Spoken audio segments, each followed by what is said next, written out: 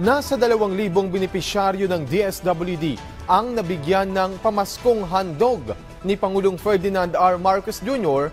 Ang assistance ay ibinigay kasabay ng pagdiriwang ng Rizal Day kahapon. Si Vel Custodio ng Balitang Pambansa.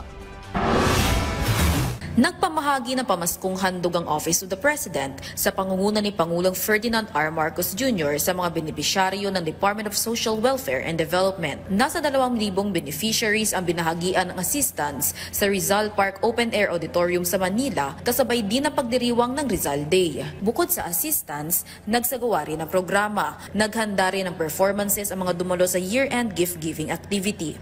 Kasamang dumalo sa event si Ilocos Norte 1st District Representative Sandro Marcos. Ipinaabot naman ni dating First Lady Imelda Marcos ang pagbati sa mga dumalo.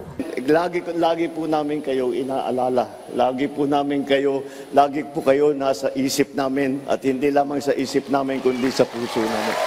Maraming salamat sa inyong hindi pagkakakalimot at hindi inyong pagsasawa ng pagmamahal at pagsusuporta sa pamilyang Marcos para sa kagandahan, para pagpaganda ng buong Pilipinas. Maraming salamat sa inyo. Samantala, nagpakalat ang PNP ng mga pulis sa paligid ng Duneta. Nag-abang din ang Manila Police District ng District Reserve and Standby Support Force para sa dikta sa pagdaraos ng programa kasama ang Pangulo.